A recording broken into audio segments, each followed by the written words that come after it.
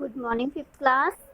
अब तक की पिछली वीडियो में हमने हिंदी व्याकरण के लेसन 4 जिसका नाम था संज्ञा वो कंप्लीट कर लिया है। तो आज हम अपना lesson number 5 next lesson start कर रहे हैं जिसका नाम है लिंग, जिसे इंग्लिश में कहते हैं जेंडर। आज हम इस लेसन को समझेंगे कि ये कैसे परिवर्तित होते हैं। इस संसार के सभी जीवित प्राणियों में नर और मादा का जोड़ा होता है। नर मतलब पुरुष और मादा मतलब स्त्री, यानी लेडी और जेंट्स। बच्चे इन्हीं नर और मादाओं की संतान होते हैं। इन्हीं नर और मादाओं को संबंधित करने के लिए भाषा में लिंग शब्द को स्थान दिया गया है। इन्हीं नर और मादाओं को संबोधित करने के लिए यानी बताने के लिए भाषा में लिंग शब्द को स्थान दिया गया है। प्रकृति और प्रणव लंदन में रहते हैं। छुट्टियों में जब वे अपने चाचा चाची से मिलने कानपुर आए तो उनके पिता ने पारिवारिक वृक्ष दिखाकर उनकी सब घर वालों से जान पहचान करवाई। आइए उस वृक्ष को देखें। परदादा परदादी, दादा दादी, ताऊ जी ताई जी, बेटा बेटी, प्रणव प्रकृति, माता पिता, चाचा चाची, चचेरा भाई चचेरी बहन, बुआ फूफा जी, फुफेरा भाई फुफेरी बहन। चचेरा मैंने जो चाचा चाची के होते हैं वो हो गए चचेरे या ताऊ ताई से, और जो फुफेरे हो गए वो हो गए हमारे बुआ या बुआ फूफा के जो बच्चे होते हैं उन्हें फुफेरे भाई बहन बोला जाता है। इस वृक्ष में चित्रों के नीचे लिखे नामों पर ध्यान दें। कुछ नाम केवल पुरुष जाति का बोध कराते हैं और कुछ स्त्री जाति का। इन्हें हम दो वर्गों में बांट सकते हैं कि जो नाम हमें पुरुष जाति का बोध करवाते हैं वो हो गए पुरुष जाति के शब्द, और जो नाम हमें स्त्री जाति के बारे में बता रहे हैं वो हो गए स्त्री जाति के शब्द। जैसे परदादा, दादा, ताऊ, पिता, चाचा, ये सब हो गए पुरुष जाति के शब्द। परदादी, दादी, ताई जी, माता, चाची, बुआ, ये सब हो गए हमारे स्त्री जाति के शब्द। इसमें जैसे यहाँ पर फूफा नहीं लिखा हुआ है तो आप इसे लिख लीजिए फूफा जी, ठीक है।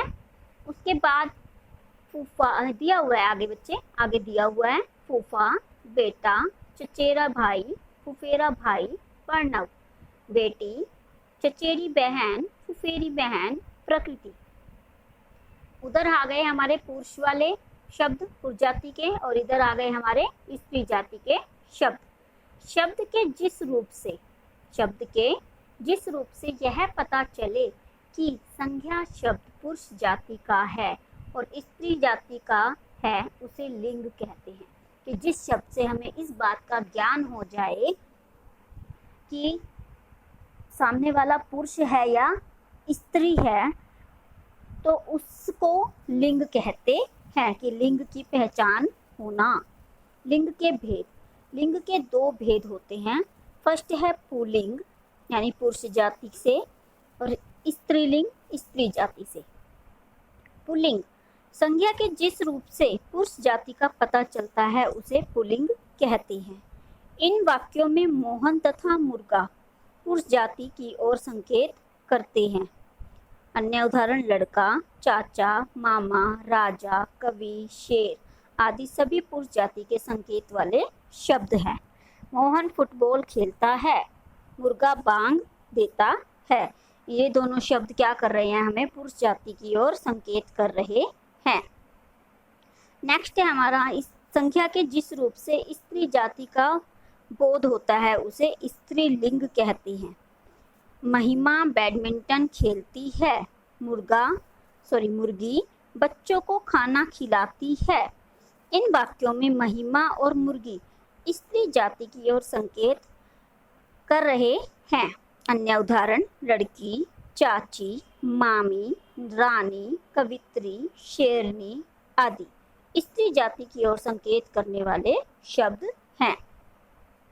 लिंग परिवर्तन होने से उनकी क्रिया में बदलाव आ सकता है, जैसे शेर शिकार करता है, शेरनी शिकार करती है। कि जब हम लिंग को परिवर्तित करते हैं, चाहे हम पुरुष जाति से स्त्री जाति में बदलते हैं या स्त्री जाति से पुरुष जाति में बदलते हैं, तो उसमें लिंग परिवर्तन हो जाता है। कई शब्द ऐसे हैं जो सदैव ही पुल्लिंग रहते हैं, जैसे नीम, आम, जामुन का वृक्ष आदि। इमली को छोड़कर महीनों, दिनों, ग्रहों के नाम पुल्लिंग होते हैं, जैसे महीने जनवरी, फरवरी आदि। दिन सोमवार, मंगलवार, ग्रह रवि, मंगल, बुध। ये सब क्या है, हमेशा ही पुरुष जाति यानी पुल्लिंग में ही माने जाते हैं। पहाड़ों, समुद्र और देश का नाम भी पुल्लिंग होता है। कोई भी पहाड़ का नाम आ जाए, समुद्र का या देश का, वे सभी पुल्लिंग ही होते हैं। कई शब्द ऐसे हैं जो सदैव स्त्रीलिंग ही रहते हैं, जैसे नदियों, झीलों के नाम स्त्रीलिंग होते हैं, जैसे नदी गंगा, यमुना, झेलम आदि। झील सांबर झील, चिल्का झील आदि। तारीख और तिथियों के नाम भी हमेशा स्त्रीलिंग ही में ही गिने जाते हैं, जैसे 12 तारीख, पूर्णिमा आदि। भाषा एवं लिपि के नाम स्त्रीलिंग होते हैं, हिंदी, मलयालम, देवनागरी। ये कुछ वर्ड ऐसे हैं जो पुल्लिंग वाले पुल्लिंग में ही गिने जाते हैं और स्त्रीलिंग वाले स्त्रीलिंग में ही हमेशा, सदैव मैंने हमेशा इसी में ही गिने जाते हैं। उसके बाद आता है हमारा नर और मादा शब्द पहले लगाकर बनाने वाले पुल्लिंग और स्त्री शब्द। नर कौआ, मादा कौआ,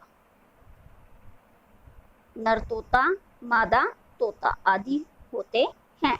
कई शब्द पुल्लिंग और स्त्रीलिंग में से एक जैसे होते हैं, जैसे चित्रकार, मित्र, शत्रु, खिलाड़ी, राष्ट्रपति, मंत्री, गुरु आदि। ये ऐसे शब्द हैं जो पुल्लिंग और स्त्रीलिंग में दोनों में ही यही के यही वर्ड यूज किए जाते हैं, इनका चेंज नहीं किया जाता। जैसे चित्रकार को हम चित्रकारी नहीं बुलाते, मित्र को मित्री नहीं बुलाते। इस प्रकार से इन वर्डों को चेंज नहीं किया जाता, इन्हें दोनों ही लिंगों में ऐसे के ऐसे ही प्रयोग में लाया जाता है। अब देखते हैं लिंग परिवर्तन। लिंग बदलने के कुछ नियम। पुल्लिंग शब्दों को स्त्रीलिंग में बदलने के लिए निम्न शब्दांशों का प्रयोग होता है। आ लगाकर जैसे पुल्लिंग में छात्र और आ की मात्रा लगा दी तो छात्रा। आचार्य, आचार्या। शिष्य, शिष्या। सुत, सुता। वृद्ध, वृद्धा। महोदय, महोदया। प्रिय, प्रिया। देव, देव, ई लगाकर बड़ी ई की मात्रा है। देवी, नाना, नानी। पुत्र, पुत्री। मामा, मामी। मुर्गा, मुर्गी। चाचा, चाची। दादा, दादी। इया लगाकर, कि जब हम इसका चेंज करेंगे तो उसमें इया शब्द लगेगा लास्ट में। खाट, खटिया। चूहा, चूहिया। बंदर, बंदरिया। बूढ़ा, बुढ़िया। बछड़ा, बछड़िया, बछिया। डिब्बा, डिबिया। दुखी, दुखिया। नी लगाकर शेर, शेरनी। सिंह, सिंहनी। मोर, मोरनी। भील, भीलनी। ऊंट, ऊंटनी। सरदार, सरदारनी। चोर, चोरनी। आइन लगाकर पंडित, पंडिताइन। ठाकुर, ठाकुराइन, ठकुराइन। ठाकुर में ठा के साथ आ की मात्रा है, पर जब इसको चेंज करेंगे तो आ की मात्रा हट जाएगी। लाला, ललाइन। चौधरी, चौधराइन। हलवाई, हलवाइन। इक्का लगाकर गायक, गायिका। नायक, नायिका। सेवक, सेविका। लेखक, लेखिका। पाठक, पाठिका। मति लगाकर बुद्धिमान, बुद्धिमती। श्रीमान, श्रीमती। आयुष्मान, आयुष्मती। वती लगाकर भगवान, भगवती। बलवान, बलवती। धनवान, धनवती। गुणवान, गुणवती। इस प्रकार से इन शब्दों का प्रयोग कर कर हम लिंग का परिवर्तन करते हैं। तो आपने इस वीडियो को बहुत अच्छे से सुनना है, समझना है। Have a nice day.